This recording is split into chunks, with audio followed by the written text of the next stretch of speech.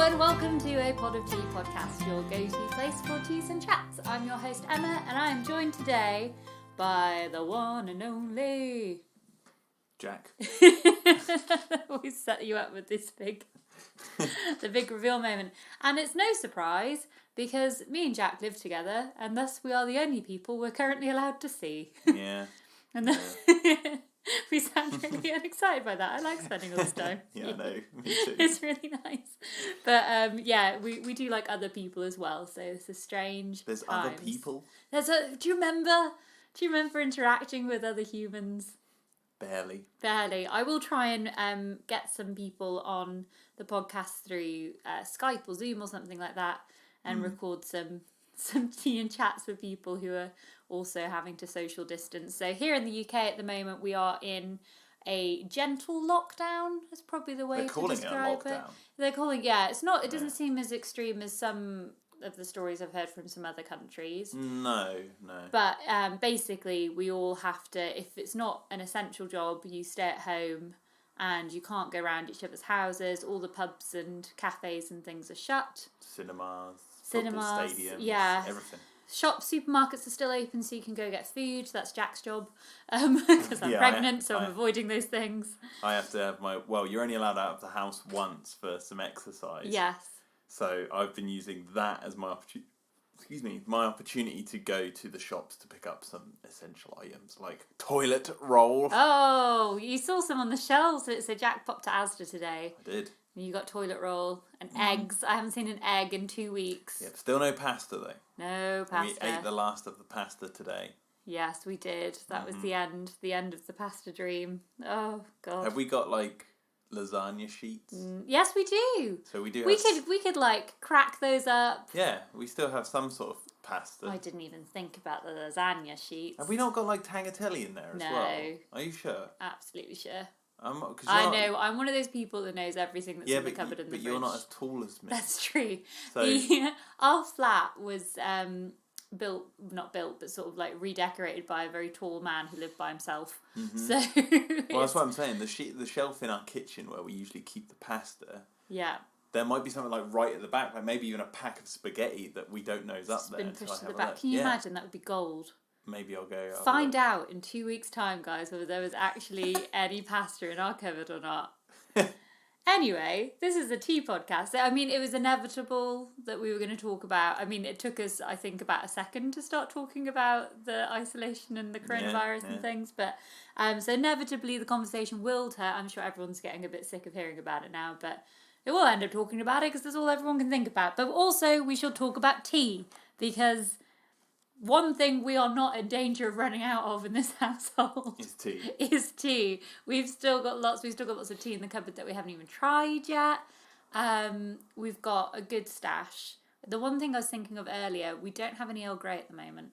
I know, that pains me. And I probably could have picked some up today. So it's on the agenda. But today, so I went through the cupboard and I thought, what tea can we have? What random tea do we have in there? And we've got a Whittard of Chelsea Nutcracker Tea, which is a Christmas present, actually. I think this was a present from a Secret Santa, maybe, I had at work, or from a relative. I can't remember. I actually can't remember who got us this tea. Whoever you are, thank you.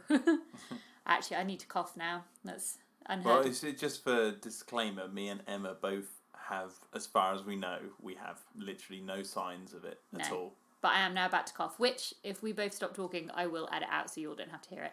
I think it's That was the quietest cough I've ever heard. Silence. I think because, we're not talking as much in the day as well. And I've just become really aware of, if I talk to anyone at work, if I have to have a work call, suddenly I have this, overwhelming urge to cough. I think out of psychological thing. Well, it's also, I don't know, I found, for the last, it must have happened, twice over the last week, I've actually, swallowed something the wrong way, and it's kind of maybe like that, and then I've been worried oh god, Emma must think I have it, but then I'm actually no, it's just liquids going down the wrong way. This is it. You forget normal illnesses continue while this is going on. I don't think I've had a cold for over half a year. No, I can't remember when you last had a cold, actually. You haven't had one this winter. I think the governments around the world need to sort of study me because I think I might be immune. I to know colds. you're not. Usually you've been lucky this year, but last year, the amount of mornings you woke up going, I'm sick. Well, Well, that's what I mean. The first sign this year I haven't. So far I think I'm immune to the common cold. I am the cure. We have the cure right here, folks. Everything. Head to our house. The Nutcracker Tea. It is. So I've heard this thing about people putting up Christmas lights to cheer, or Christmas decorations to cheer everyone up, which I am here for because I love me some Christmas. I haven't quite yet got to Jack and said I want to put the Christmas tree back up, but I'm tempted. We should put Halloween decorations Halloween's, up. yeah, just to mix it up, be the alternative. So instead we're going to have this Christmas tea of the random teas that are in the cupboard, because if ever there's a time to drink the random teas, it's now. And it's a flavoured herbal infusion, a seasonal tale, it says. This is no mere tea, this is a story. A seasonal tale of sweet red bush layered with pecans and walnuts. Ooh. So that's not your usual Christmas tea. Normally when I have a Christmas tea, it's like mulled wine without the wine. Yeah. So this is great. It's got ingredients is rhubush, red bush, hazelnut brittle. So that's like a sugary, sweety hazelnut. Ooh. Pecan kernels, walnuts, flavoring, grated coconut, cinnamon, and stevia leaves. I don't know what stevia leaves are. Can I have a look at that? Yeah. Please. By the way, it's in a bauble-shaped packaging. It's like a round tin. Well, actually, what would you call that shape? It's almost like a Sims diamond that's above the Sims head, if you ever played that game. But like with the top and bottom shaved off. It's a nice package. Anyway, where did you look? Yeah, it looks like something. They want you to put it on your tree. Stevie leaves. Stevia leaves, yeah. Yeah, I don't know what that is. I feel like stevia is something to do with sugar. Maybe, yeah. Okay, Google. We're going to Google. Let's find out. The stevia leaf. Yep, it's a sugar thing, I think. A sweetener and sugar substitute derived from. So if you put leaf after it, it doesn't sound like a sweetener, but in fact, it's just got some sweeteners in it. Oh, okay. I think it was. We glorified that more than tricksy little Whittard of Chelsea. I've given it a sniff. Yeah, already. It smells amazing. Yeah, it smelled when I was making the tea. I put the leaves in, and it did smell. Smell like. We've gone mad. We've been alone for too long. It smelled like quite fruity, not fruity, quite sweet. All the nuts, flavours, you could smell those. Like Christmas. Like a Christmas miracle. I'm gonna have another little sniff. Yeah, sniff the actual leaves in the pot. Yeah. Yeah. I don't think I've drunk a tea that's got a nut base before. Yeah, I'm not gonna lie, that's kind of put me off. Weird, isn't it? But I'll give it a shot. We'll give it a shot. Should we do a pour? Yeah, let's do a pour. Time for the ceremonious pour. I've got actual teacups for us today. Jack's got the short straw. He's got the smaller teacup, it's safe to say. Well, that's all right. I've been drinking tea all day, so... I'm not going to do too much in the cups just yet. Could you bring that over here a little bit? Otherwise I'm going to hit... We've got a candle. Does it need milk? No, I don't normally put... You can have milk with red bush. I don't normally. Okay. I'll take your advice. But you could try it. I'm a tea master, but I'll take You are, yeah. There's mere tea champion over here, hot. is it? I'm going to give it another smell. You can really smell the nut. You can really smell the nuts. You can smell... You can smell the red bush. I love red bush tea. Big fan of red bush tea. That reminds me of something else. I probably say that every episode. Yeah, that reminds me of something. Reminds me of something. Reminds me back in the day.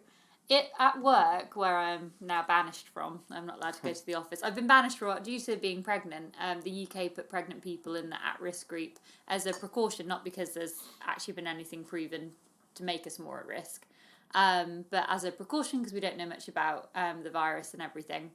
Coronavirus. They put us in that a while ago. So I, before a lot of my colleagues at work started working from home a bit sooner, And I took from work. So most people, when they were like moving to work from home, they sort of like took like all their folders. Like one person pretty much took their entire desk because they needed their computer and all the folders and everything like that. And me being me, without really thinking about things properly, left pretty much everything. But I did manage to take the events manager folder, which is the folder I made that contains all the information that if I got hit by a bus, you could still run the events team. So the one thing that's supposed to be at work, Right, you took the one thing I took home, and I still, to this moment, don't know why I picked that folder up and brought it with me. Anyway, something else I left at work is a red bush tea with vanilla. It's in my drawers at work, and it's really nice, and I'm sad that it's there, and that I can't get to it. It's covered in Corona now, yeah. So, you know, It's R.I.P. Yeah, R.I.P. tea.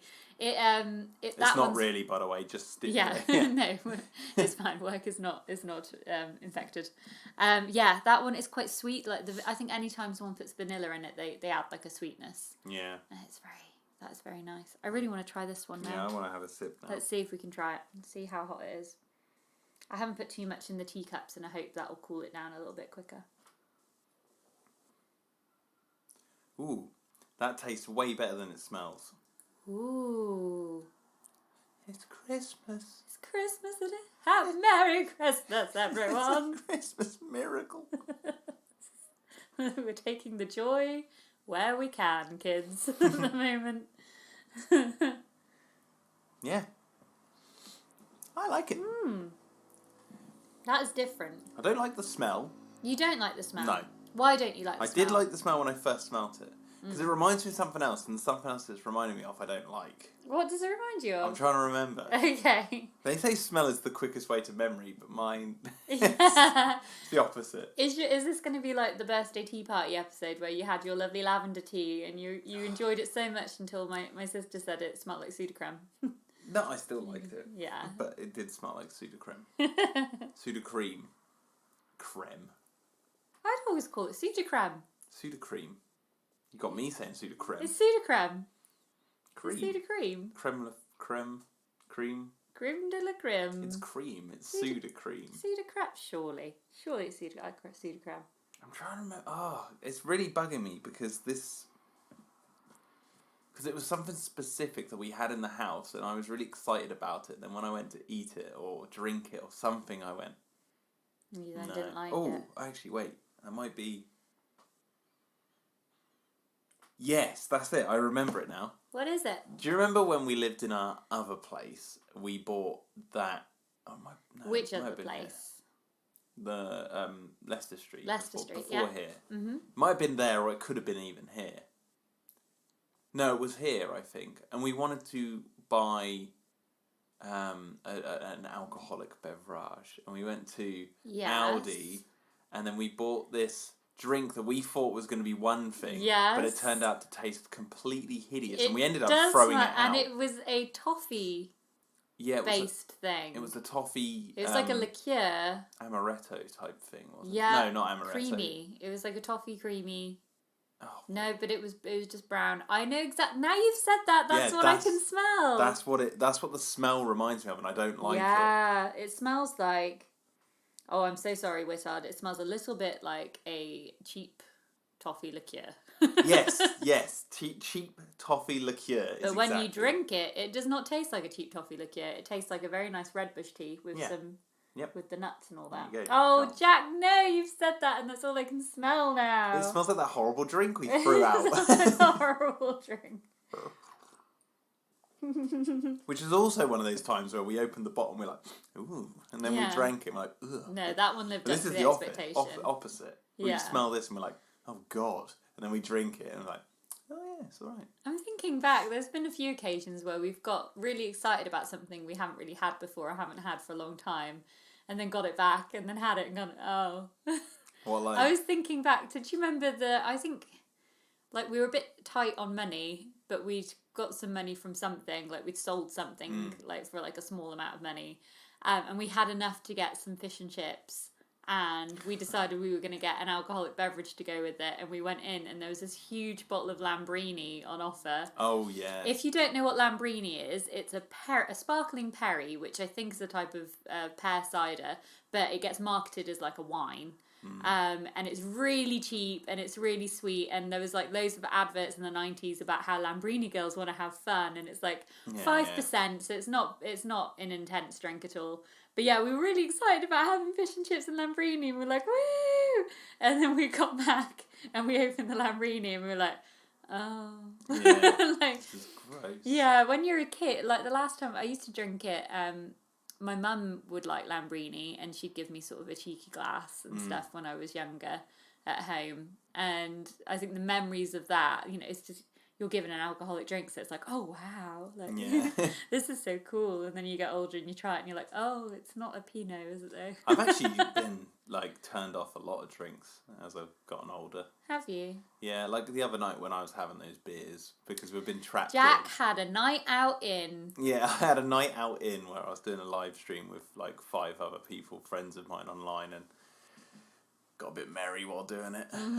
But like, I had no idea, by the way, so as a precaution, Jack has, for the majority of the time, been sleeping on the sofa, due to being the one who goes out and gets the food and also and because things. I've been like live streaming late at night, it's like, it's rather than wake you up, and because you're pregnant and stuff, give you the whole bed, and I'll just crash on the sofa, it's fine. Isn't he sweet? So I sort of went to bed at probably about 9, as I am wont to do at the moment. And woke up the next morning and I brought you a cup of tea and I was like, you okay? And you're like, yeah. And I was like, when did you go to sleep? You're like, 5. I've been up. I watched the sunrise at my computer. The room got...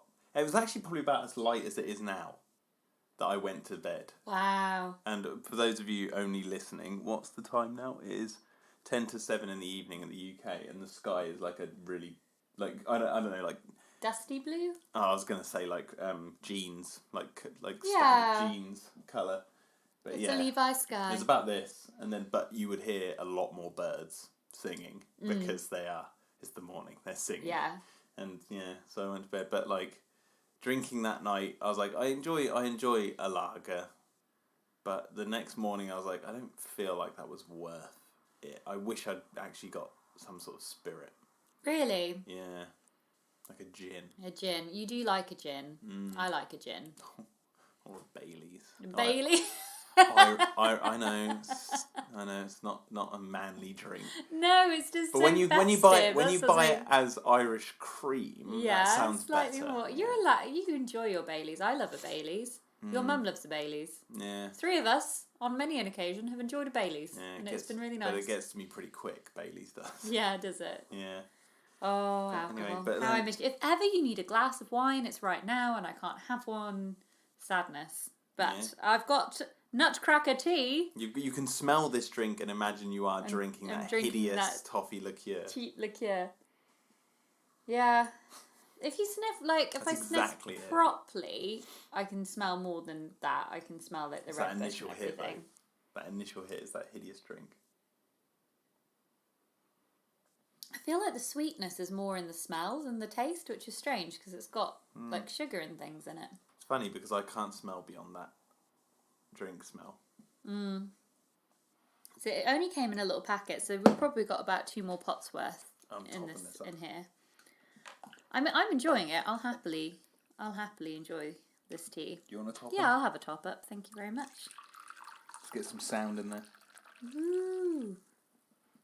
Sound effects. There you go. Oh, Oh wait, let's listen to that. Christmas bells. the bells. Oh, Merry Christmas, everyone. Merry Coronamas, Merry everyone. Coronamas. That's where we're at. That tastes also better when it's hot. Yes. Because when I was getting to the end of that mug, it was actually cooling quite quickly. You drink that now. Have a sip of it when it's like mug? that. A mug? Or a teacup. Whatever these flasks we're drinking out of. Right, next time we do pot of tea, I'm going to make you a thermos. Oh, You see, love a that's- thermos. I do that at night. If I'm Yes. streaming or painting until the wee hours of the morning, I'll This make is myself a thermos. and Jack's just sit- top tip. So if you live with other people and you want tea through the night. Well, it's because our toilet and stuff are not as close to the bedroom. where I work and the living room where we are now to where the bedroom is. And whenever I was working in the spare bedroom, which is right next door to your bedroom, I always felt bad because of the door closing and me clanking around in the kitchen. It's like, when I got that thermos, I was like, cool, I'll settle down in one place and I can just nip out to the toilet quietly and then get all my work done. But, again, isn't he lovely? So considerate. well, that's what happens when you live in a smallish apartment, flat, building, whatever this is. We had to learn how to be considerate quite early on, because when we first moved in together, we moved into a studio flat in London, which was literally a room with a bathroom off it, which I think we've mentioned before. So we called it the pod. So you kind of have to be very considerate of one another when you're living in a space. 2 years. The only reason we moved out was because we needed some more room for like stuff. I think we needed some more room from day one. Probably, but it was. I just think back so fondly though. So when we first, I just remember us walking in there to look at it, because my housemate Charlotte, who I lived with before Jack, her sister was actually renting this flat, the studio flat. So basically, what we ended up doing was she took my room in my flat with Charlotte, and then me and Jack lived together in the pod, which was perfect. But we went round there to have a look at it, and I just remember us sitting down going, "Yeah, I see us living here." And I remember us both sat there going, "It's bigger than I thought. It's big." And like looking back, it was so small. It was but tiny. we sat there like, wow, it is much bigger than I thought. It's probably about the size of the room we're in now. I think really. so, yeah. But the thing is, it's like, we knew when we moved in there that it would be a challenge because it's one room with a kitchen in the corner, your bed in the opposite corner, like diagonal corner, a wardrobe, TV, and a fridge. That's about it. Yeah. And then down like the sort of quote-unquote hallway, whatever you call that thing, like the short tunnel to the front door, there was like coat hangers. Yeah. And then there was a bathroom just off from that, but the bathroom was equally as tiny, and it even had a slide door. Did it have a slide door? Yeah, I think it did. It did have a slide door. Yeah, because it couldn't. There was no room. There was no room for it to open in or out, so it slid across, and you could pretty much, like, if you wanted to, you could probably sit on the toilet and wash your feet in the shower. Yes, it was that close. Quite easily. But it was like, living there was like knowing that it was like we'd have to test each other. Yes. Like, how comfortable could you really get with someone if like you're in one room for the majority of your time together? We loved it. Every single day was a blast. It was great. Yeah, it was fun. We miss it. That was the funny thing. The only thing we don't miss from that place is some of the mould. The mould. I lived in one place, and that was my nice flat that I lived with Charlotte. I lived in London for 8 years, and I lived in one place that did not have mould, and it was that flat. Everywhere else had a mould problem, and the pod was no exception. I lost so many shoes to mould in that wardrobe. Yeah. And it's because we ended up having to cover the vent up because it just wouldn't warm up. And we had this little electric heater on the wall that was our heating. And then it eventually started cutting out if you put it on the highest setting. So we'd have to put it on the second to highest setting to try. And it was just so cold. Yeah. But they're like, the other thing I didn't like about that flat, if I'm honest, obviously is the price. Because my goodness, that was like expensive for what it was. We got, so for the exact same rent for that place in London, so that is a studio single room in London in this. Basically, it's a house that had been turned into a series 3 of... metres by 5 metres, tiny. It was like, so small. tiny. For the exact same amount of money, we got a 2-bed terraced house with a garden in Norwich. And it had a living room and a dining room that was sort of like open planned into each other, and a kitchen all separate. And I remember it was a house. It was a full-on house. It was full-on house. And I just remember, like, the second night or so, just lying upstairs feeling overwhelmed, like, it's too much. It's too much space. I don't like it. It's too much. Yeah. You're like some sort of hamster that has been, like, in their cage that's tiny for so long, and then you put them in a big cage and they just don't come out of their tiny little hole. I'm like Goldilocks. Yeah. The first place was too small, and the second place was too big, and now we're in our flat. It's just right. It's just right. It's got 2 rooms, and it's got our little living space. It's got more than 2 rooms. No, bedrooms, I mean. No, 2 bedrooms, And then the living space and the kitchen, and we've got a little garden outside. Got a bathroom. Yeah. Hallway, stairs. Yeah. It's like a house meets It's like a little flat. yeah. It's a combination of two. It's pretty good. Really nice. We're very lucky. But the plod was a challenge, but we met that challenge with open arms. Definitely. Yeah.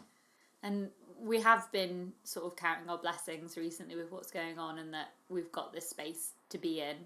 Well, yeah. Because thinking back to the pod and think... We own this space as well compared to the other two. We're rented. But imagine having to isolate, like those of you who might be listening that are living very small spaces and are having to stay at home except for their one walk a day.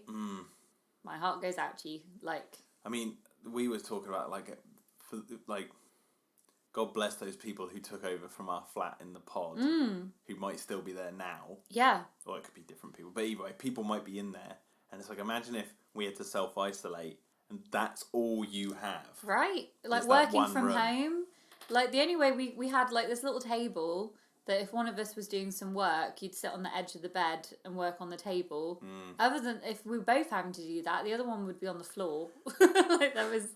Yeah. We wouldn't be able to work on what we're working on in that place. Like if we were doing our thing. But here's fine. So we're very grateful. Yeah.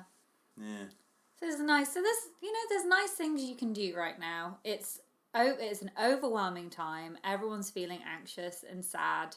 And there's a lot of stuff that we could talk about in that sense, but let's get the positivity train going. I think. It's a lot of uncertainty, which is never good because people just like to know what they do, even if it's bad news. They just want to know. Yeah. But like I look at it like as this time is for those. I mean, to be honest, for me, I'm just continuing on doing what I love. Because Jack's a hermit, and I love to paint, so that's what I'm doing. But like for other people. Like, we've got some friends who have messaged out saying they don't really know what they're doing and this, that and the other. And it's like, I really feel like this is the sort of time where you've got time to hone some skills. It's like when people say, oh, I'd love to go on holiday and they want a break. It's like, well, why don't you go, because you can't go on holiday because we're all in self-isolation. What if your holiday is you're holidaying through learning a new skill? Yeah. So it's like, at the end of this holiday, I will have learned X or I would have done Y. And it's like, catch up on all those things you want to do, which are like things you can do at home. Like read more books or write a book or do some painting or learn to draw or learn how to use the internet, because you can do pretty much everything on the internet without leaving your home anyway. Yeah, you really can. You can teach yourself anything on YouTube. I genuinely believe that. Yeah. Well, that's the thing. Like me and my friends, what we were talking about a minute ago, we did a commentary for the 1998 Godzilla film. Two of us were from America, 3 of us were from the UK, all different parts of the UK, and we all had the versions of the film at home, synced up. And then we all said 3, 2, 1, play, and we were all watching it, talking to each other over Discord, and I was live streaming it to an audience out there on YouTube who were watching live and talking at the same time. But I don't know if they were actually watching the film, but they were chatting and we were all having a laugh. And it's like, it felt really, I don't know if this is the right way of wording it, but communal. Yeah, it felt really communal, but I hadn't even left the room. I'd been in the same room all day. I think we're all learning the true depth of the internet in terms of being social. Like, obviously, we all want to be able to go out and physically see our loved ones. Like, we're humans, we need to see people in the real world.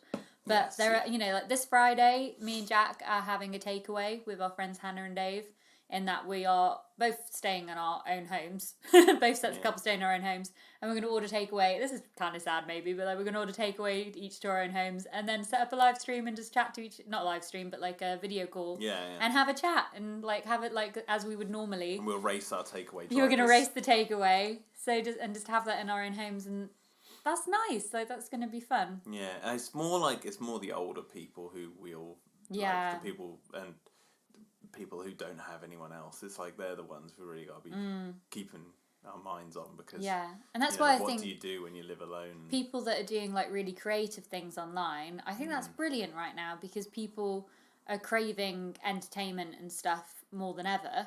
Be your own entertainment. Yeah, but like as in, so like, you know, for example, our friend Charlie is doing loads of music videos at the moment. She's been having to self-isolate because her housemate was poorly. And so every single day she's been putting a song out, which is awesome. And then people can watch that and go, oh, I have now been entertained and feel connected to someone. And I'm not going to lie, I've looked at like my YouTube analytics. The views have gone up since self-isolation has taken into effect. So people are entertained, watching stuff on the internet and stuff. So if you put stuff out like the music video and that, you're probably going to be seen by more people than you ever would. Yeah. Back a few weeks ago, and then it's a good jumping off point. So but I just think like people like my uncle, who's on his own. I mean, I need to give him a call, see if he's all right, because he lives on his own, and it's like. That's the other thing that's happening is I think everyone's becoming more aware of their loved ones and their nearest and dearest, and realizing what their needs are. Mm-hmm. Like I've been speaking to some people and some family members, maybe more so than I ever have done. Yeah. Because of this, because you just want to check in. And because you're not as distracted by other things, you know, what have we got to plan right now?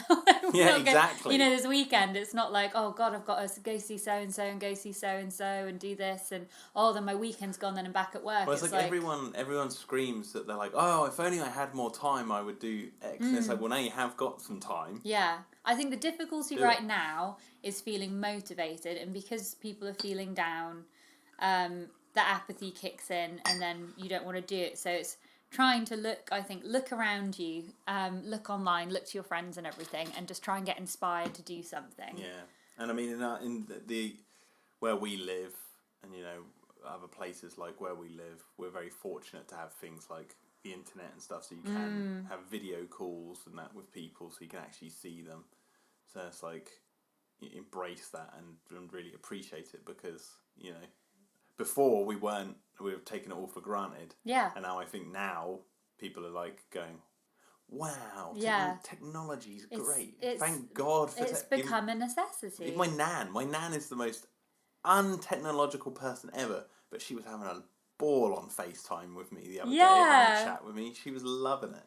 Yeah. They usually just either text if they want to come over, and it's like now they're calling and it's nice. Yeah, my mum did a video call the other day. Like she's, I think, technophobe might be an adequate word for her sometimes. And there she was, happy as Larry, pressing the button.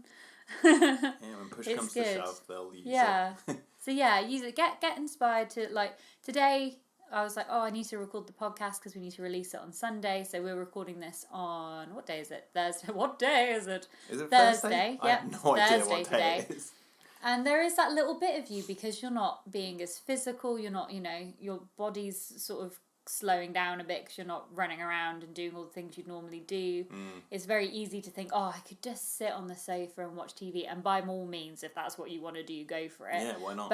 It's great. This is an opportune moment. We're going through the Lost box set at the moment. It's awesome. But at the same time, if you've got that little niggle in you that's going, you could do this, I'd say just, you know what? Do it. Because I already feel better for doing this podcast episode. Yeah. Well, I have to agree. I'm doing what I do anyway. So. Yeah, Jack just sits and paints. I cannot stress how much Jack paints. Like, he is constantly, if you're following his cartoon and you're thinking, wow, how does he do that as one person? It's because all he does is paints, and I love it. It's brilliant. You're very good at it. But it's also because it's very inspiring to me, because I'll come in and go, I should probably get doing something. Well, it's also, I'm coming up to a sort of checkpoint during the cartoon where I'm about to hit the exact halfway point of the story, and that's exciting me, because when I first started episode 1, I never thought I would actually get to this point, and it also means I can take a little bit of a break because I've been painting solidly for so long. So I'm now, and I don't mean this in any disrespect to the horribleness of this virus that's going around, but part of me is like, oh my God, I've got so much time to work on this. Just get to that checkpoint now, and then you can relax for a little bit, and do some promoting of it, because my marketing of it has been lacking. But that's only because I've been trying to actually make the show. So, well, on that note, if you like dinosaurs and 90s cartoons, you can watch Dino Defenders Extreme on YouTube on Terradome 3000. It's not for kids.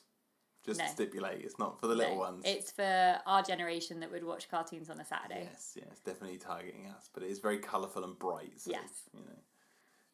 Anyway. So on that note, I hope you're all okay. I hope you're all well and doing the best you can in troubling times.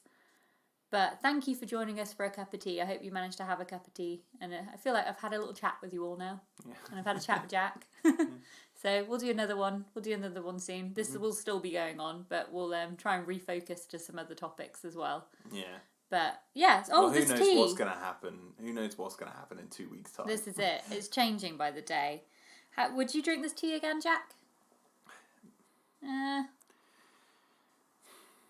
If it was the last thing in the thing, I wouldn't be too disappointed. No. But at the same time, I wouldn't really like. I think I will. I'll probably finish this tea off, like in terms of the other 2 pots we've got in here, just because as well it's caffeine free and it tastes a bit different. So when I want to mix things up a bit, when I'm kind of like, you know what, I just can't physically drink another chamomile, I might go for this instead. Yeah, it just reminds me too much of that toffee. The toffee. Liqueur, Oh no!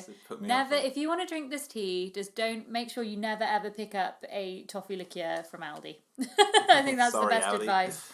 But otherwise, hooray! Thank you, Whittard, with your Nutcracker tea. That was fun. It was a fun tea for sure. It's quite novel. Yeah. So there we go. Thanks, guys. Thank you for listening. And we'll be back in 2 weeks' time with another episode. Merry Christmas. Merry Christmas!